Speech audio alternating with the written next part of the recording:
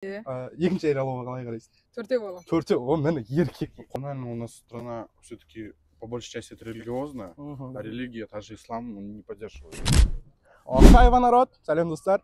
Біздермен бірге тағы да Нұрдәулет YouTube каналы. Біз өз жұмысымызды қайтадан бастаймыз. Бұған дейін жоғалдық, өйткені Instagram үшін контенттер түсірдік, және бүгіннен бастап YouTube'ты қайта қолға аламыз. Да. Әлемге әйгілі Арбатта бүгін Шымкент халқының ойын, түрлі сұрақтармен, қызықты сұрақтармен білетін боламыз.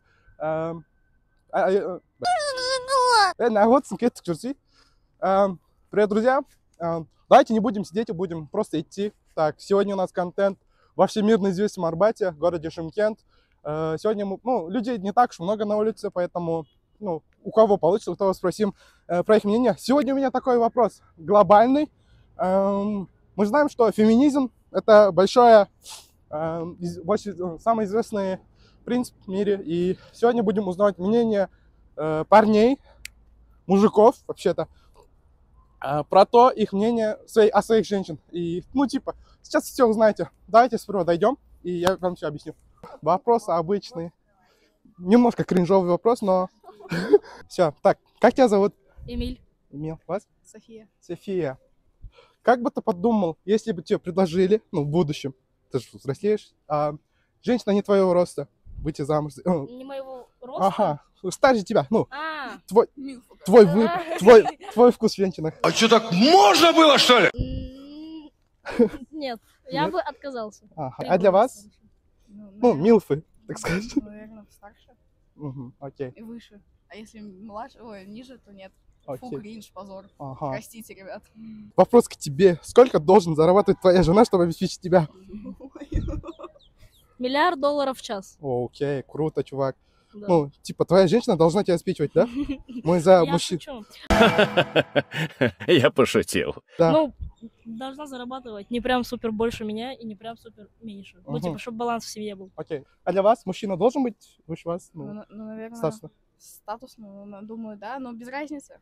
Скорее всего, самое главное, чтобы хватало денег. Так, Арбатта адам аз бүгін, маған скучно. Вообще санатса, соқайсам бола ма? Сіз үшін қоғамда қазіргі жас жігіттер өзінен үлкен әйелдерге көп қарап жатыр ғой. Дежелі өздерімен жастарға. Соған ойыңыз қалай? Нормально. Нормально. Өзімен үлкен жастар бар. Мысалы, өзімен жастар мен сияқты таппайды. Мен лучше өзімнен ақша көбірек табатын әйелмен бірге бола саламын деген ой көп адамнан сұрадық. Көбісін сондай. Қоғамда бізде қазір негізі факт бойынша екі-ақ гендер болу керек қой, мужской, женский. Қазір қоғамда одан да көп білесіз. Оларға ойыңыз қалай? Гейлер деген сияқты. Оларға енді дұрыс емес. Не үшін ойыңыз? Қай тұрғыдан деген ғой? Енді ол вообще қалай айтсам болады. Иә, ол өзі табиғи Құдай сөйтіп жаратқан ғой оларда. Солай болып не істеу керек. Ойыңызбен? Иә, қайтыс болу керек. Иә, толықтай келісемін. Олардың менің өзім ойымша жындар кіріп кеткен шығар деп ойлаймын. Әбден мүмкін. Сөйтіп еркектерге әйел жын кіріп кетуі мүмкін да. Сөйтіп соны не істейді? Әйел қылу үшін.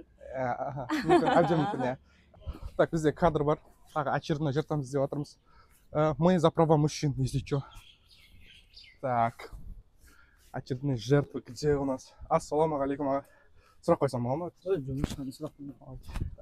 Так, Шымкент халқы әлі де камераға қатты үйренбеген сияқты. Өйткені өмір үйренбейтін сияқты. Өйткені бәрі камерадан ұялады деген сияқты. Сәлеметсіздер. Жоғары сұрақ қойсам бола ма? Өтініш. Можно вас? Апай, сәлеметсіз бе? Сұрақ қойсам бола ма? Күйеуіңізді асырау үшін сіз айына қанша теңге табуыңыз керек? Сондай сұрақ. Бізде қоғамда қыздар бар ғой, күйеуім мынанша табу керек, күйеуім мені асырау керек деген. Біз соны келісім түсіріп жүрміз. Әйел азаматтардан күйеулерін асырау үшін қанша теңге табулары керек деген. Білмеймін енді, кредит болса. Самый минимально бір 300 мың, 350. Сіз табуыңыз керек. Күйеуіңіз сізден де көп табу керек, получается. Иә, жарай, иә. Негізі, иә. Иә. Түсінікті, рахмет үлкен. Девушки, здравствуйте. Можно спросить? Мы знаем, что в обществе мужчины должны зарабатывать больше, чем женщины. А у нас сегодня рубрика не такая, немножко другая. Сколько вы должны зарабатывать, чтобы обеспечить мужчину? Такой кринжовый вопрос. $1 2 1 миллиона. 2 миллиона. А ваш мужчина меньше можно, да, зарабатывать? Или... Можно. Если есть любовь, да. А ваше мнение? В будущем. могла бы такая ситуация, что вы заработаете больше, чем свои мужчины, его обеспечит, а не он вас. Ну, это нормально ли это для вас? Нормально. Угу. Это нормально для шымкентских. Круто, вау. Я не ожидал такой реакции, реально. Я думал, что они скажут, нет, мужчина должен зарабатывать больше, бла-бла-бла, женщина прав. Барлығын ойын біле жатырмыз. Алдымызда кезекті адамдар келе жатқан сияқты, солардан сұрақ көргім келіп тұр. Чувак, салам.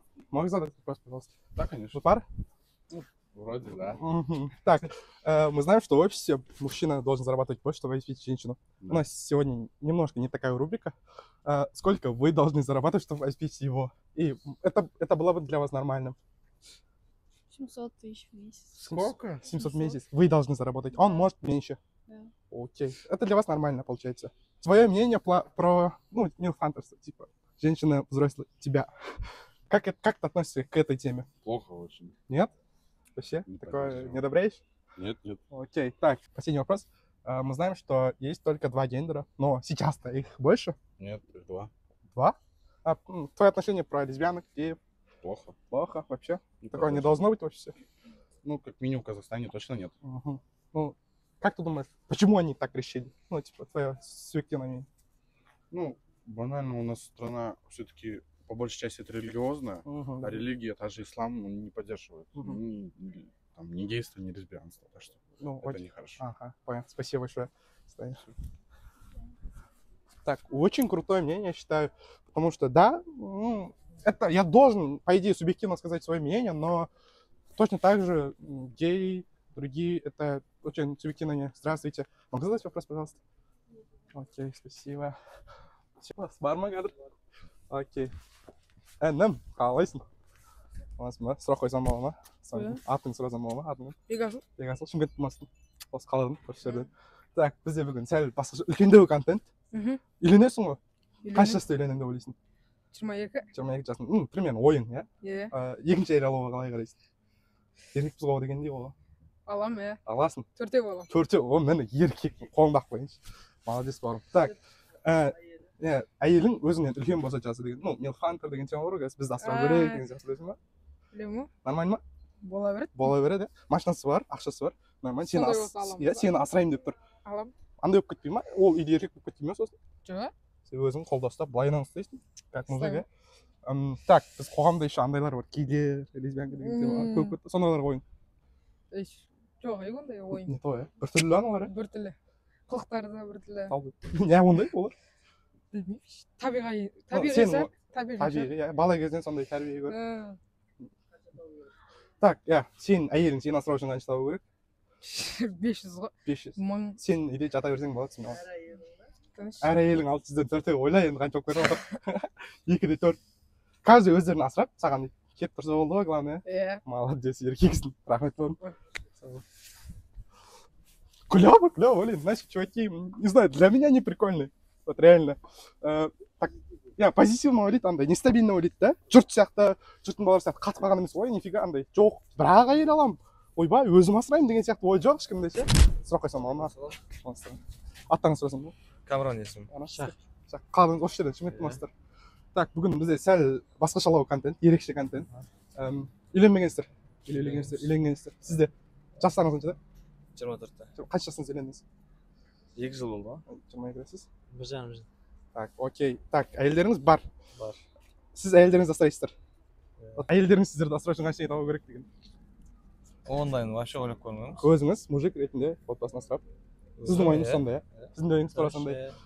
Так, тоқал алуға деген көзқарас. Еркек қыз деген тема или біреуге адал болып? Жоқ ондай. Біреуге адал. Сіз де біреуге адал. Мына жастағы жігіттер дұрыс. Махаббаттарыңыз адал болыңыздар, біреуін сүйіңіздер.